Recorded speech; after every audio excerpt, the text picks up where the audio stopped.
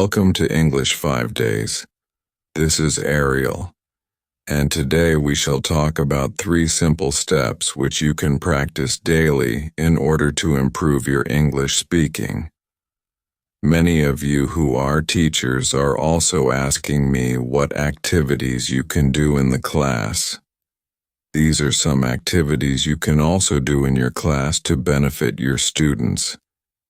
Please remember that you can do it on your own without the help of anybody else.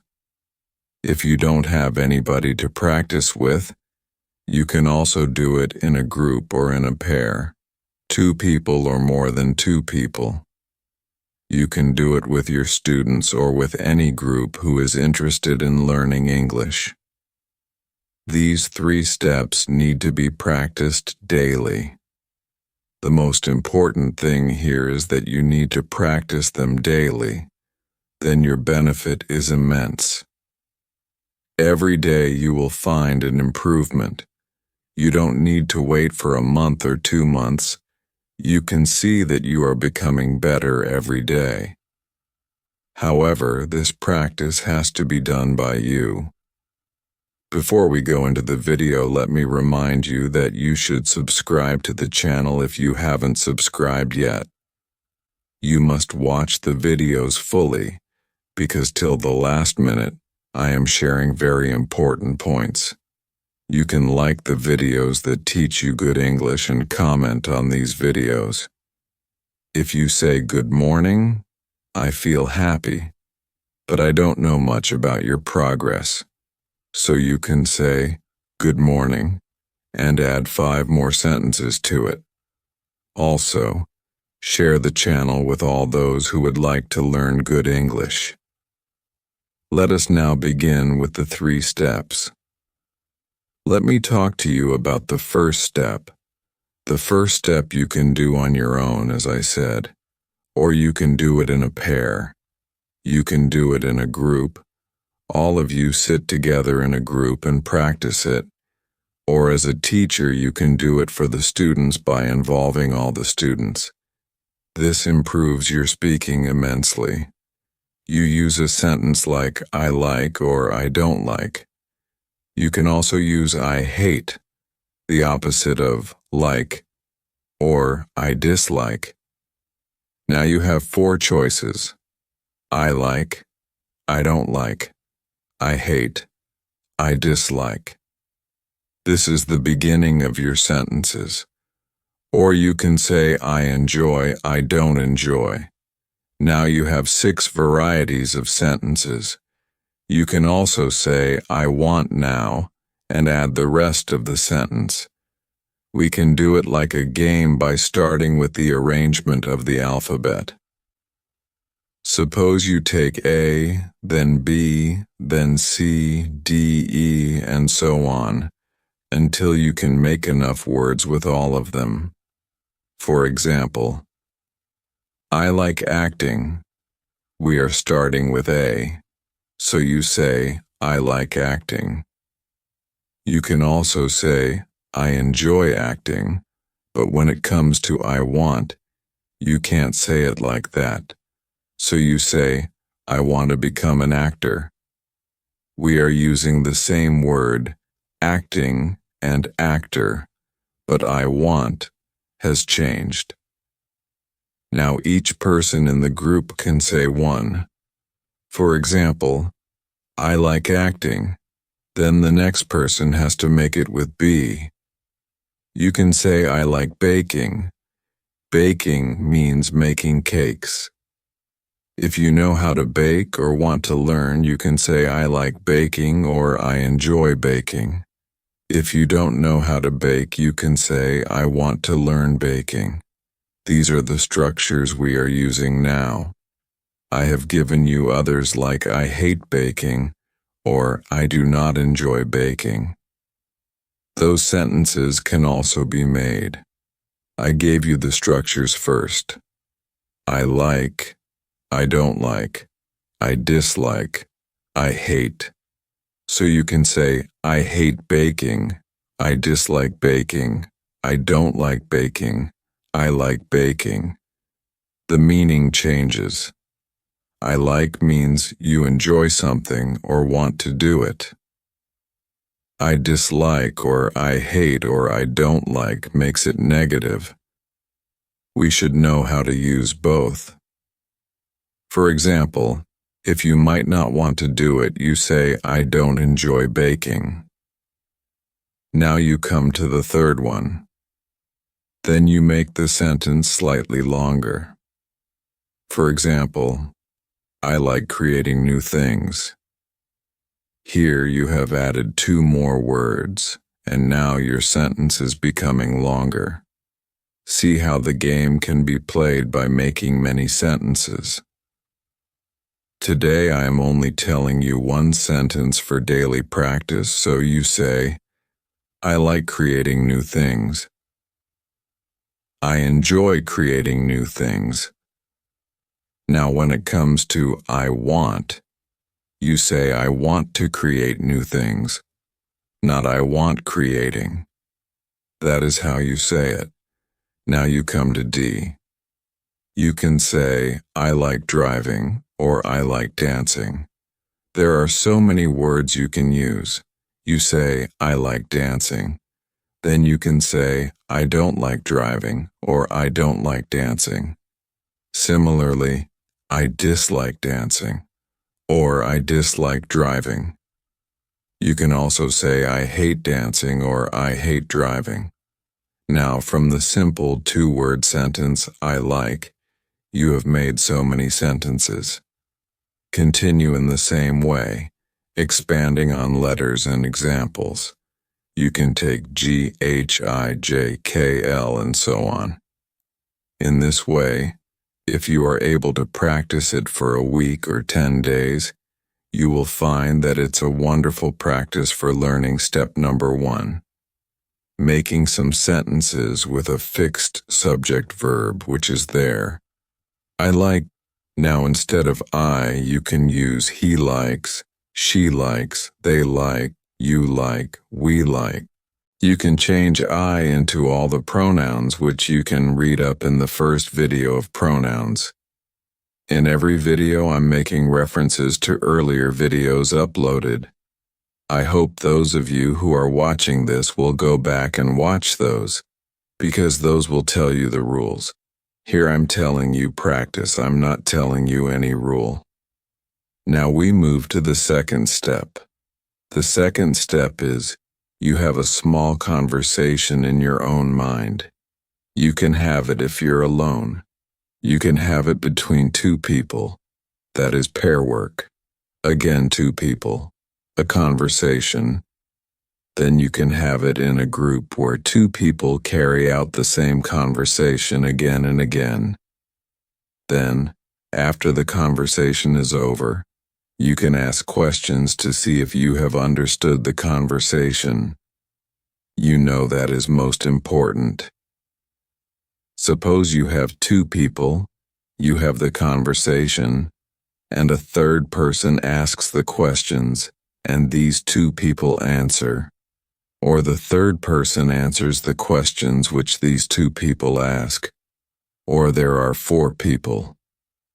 2 have the conversation, and 2 others ask and answer questions. I have already done a video on asking and answering questions, because to understand and test how much you have understood, you need this. Let us do the second step. The second step is very interesting because there is a conversation.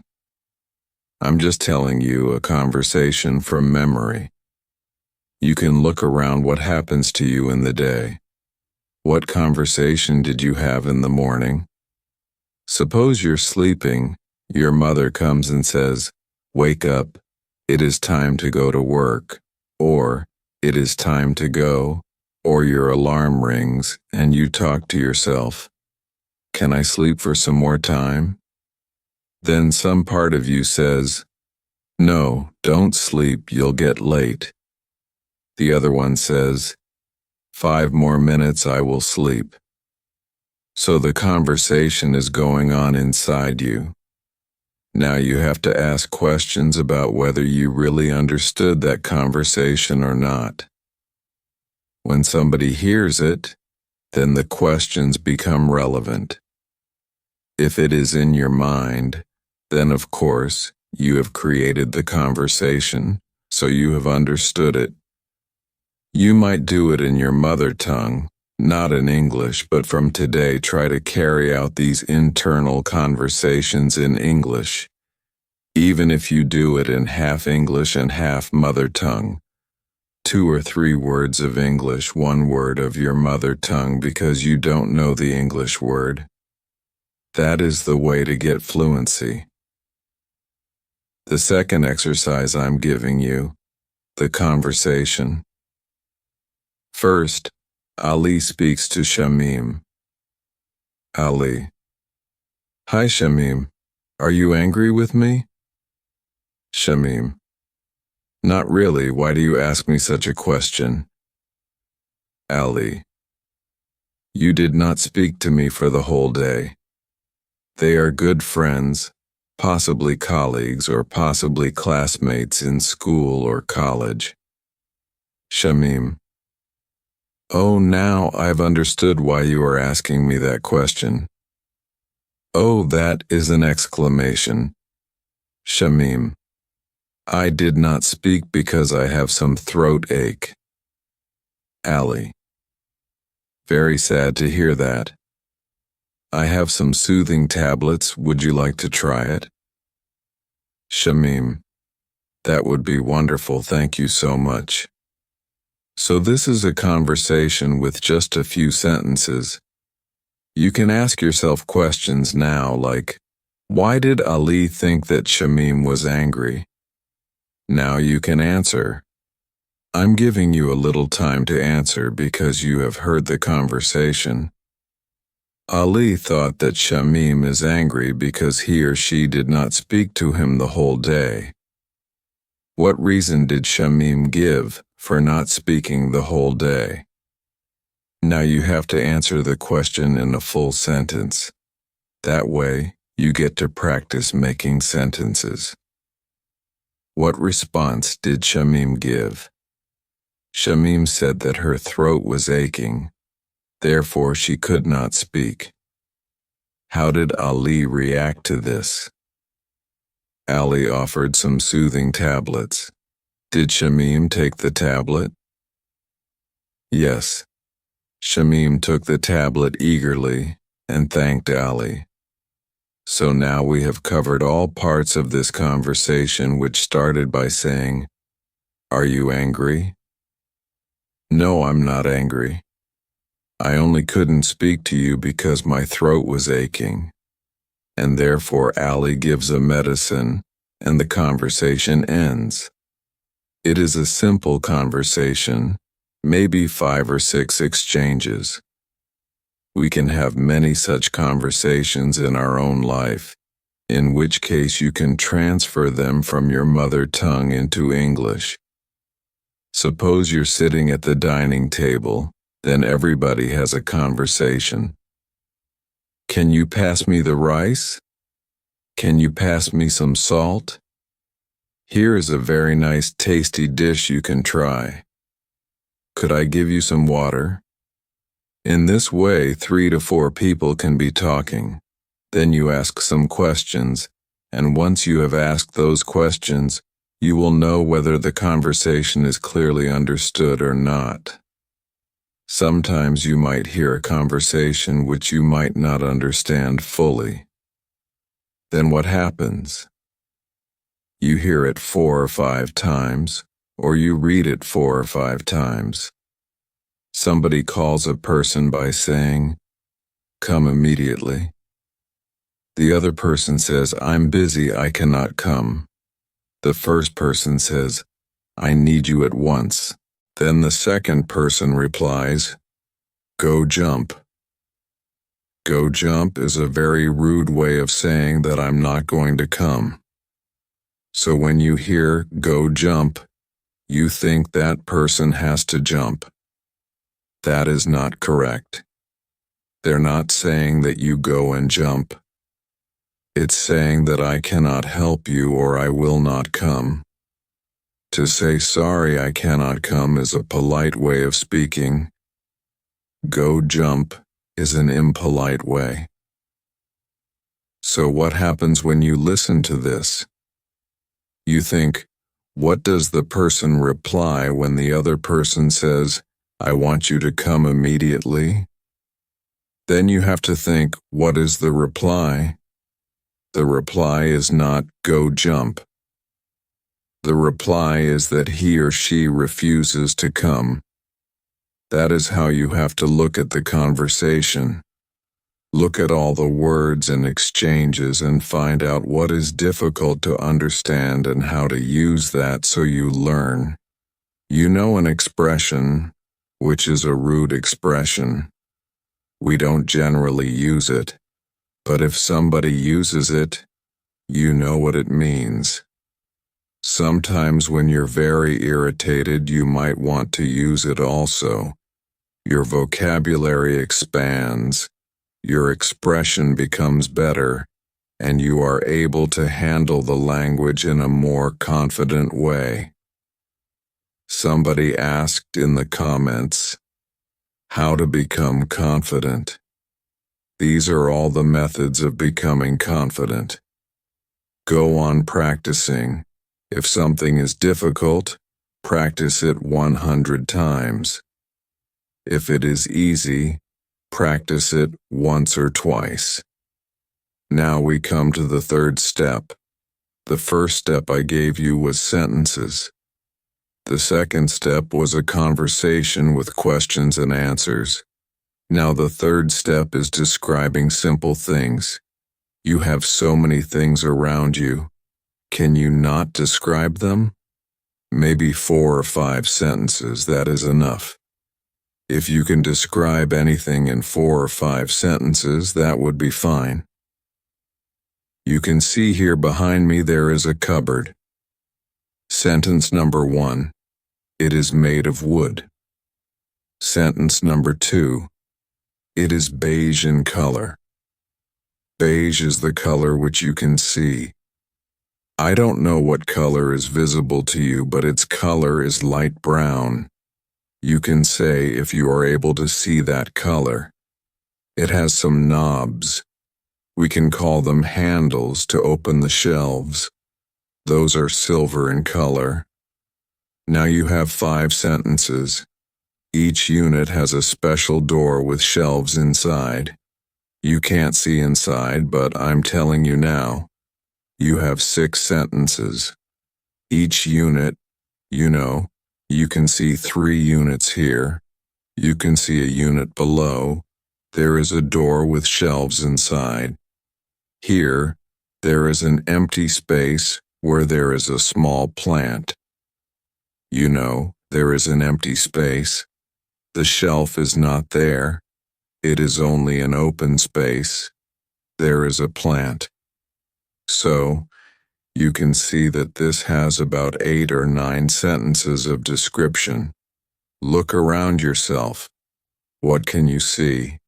You can see so many things. Now suppose you go to a shop to buy shoes. You tell the storekeeper or the salesperson, I want walking shoes. Now you have used 1 sentence. I want walking shoes. I want slip-ons. Slip-ons mean you don't have to tie them. I want slip-ons. You can just put your feet inside. It goes in. It doesn't have the strings with which you tie them. I don't want a shoe with shoelaces. Shoelaces are those strings which we put in the holes and then we tie them up. Usually walking shoes have that, but you don't want that. You want something else, so you are describing what you want before that person can show you many. Of us go to the shop and say, I want that. That doesn't help your English. It doesn't practice your English. You need to practice. So you say, I don't want shoes with laces. That means you don't want the one which has to be tied. My size is 6. Some countries have different sizes, so according to the size which you wear, you can say, my size is 6. I prefer a black or dark blue color. I prefer a slip-on shoe in black or dark blue color. See, you have described your shoe. I want something which is comfortable. One more sentence. The sole of the shoe, the sole is the lower part, should be thick. Suppose you want to run, then it should have a nice cushion, so you say, the sole of the shoe should be thick. After hearing this description of about 7 or 8 sentences, the salesperson brings you 3 or 4 models of shoes from which you can choose. Now, instead of description only, this can be used in a dialogue form. The storekeeper asks you, "May I help you?" Then you say, "I'm looking for walking shoes." Then that person asks, "What is your size?" You say, "My size is number 6. Then the person says, "Would you like walking shoes with laces?" You say, "No, I don't want walking shoes with laces. I prefer slip-ons." Then that person says, "Do you have a color choice?" You answer, "Yes, I want black or dark blue." Then that person says, "Would you not like some light colors?" You say, "No, I cannot maintain light colors. Dark colors are easy to maintain." Then that person might say, "We have exactly what you're looking for," and goes to bring it. Or that person might say, "Sorry, we do not have slip-ons in this color, but you will get them next week." See how you have not only described, but you've made it into a conversation. Also, in this way, if you practice, I gave you 3 steps. All the 3 steps, if you keep practicing, you will get a lot of benefit. Simple sentences you make, 1,000 words you use, all of them as action words within except for I want. With I want, you cannot use the in form, so you have to change it by saying I want to do, and then use the in form. If you want to know more, go to the T videos. If you want to get more information, go to those videos. But for basic learners, for learners who just want to practice their English for a month before they go into grammar, then it is fine. Suppose you are appearing for an exam tomorrow and you know you have an interview or something. You can practice the speaking videos, then you can check why the speaking videos are suggesting like this. Where are the mistakes you're making? Because many emails come, many comments come saying that we are failing in the interview because we cannot speak English. So begin step by step. Many of you are asking for phrases and clauses. I cannot teach phrases and clauses now. I have to finish adverbs first. Before that, you cannot jump from the ground floor to the 8th floor. You have to take the lift or you have to take the staircase. You can't go right there. You can't do infinitives, non-finites, gerunds, etc. Please wait. If you are watching the video, please wait. I'm giving it in an order in which you can learn. If your interest is only in speaking, watch the speaking videos again and again. But once you have listened to and started speaking fluently, there is no substitute for learning good grammar and good vocabulary from those other videos. Pronunciation videos are also there, so please do this. If you're new, subscribe, comment, share, watch, fly, and also like. Thank you and all the best.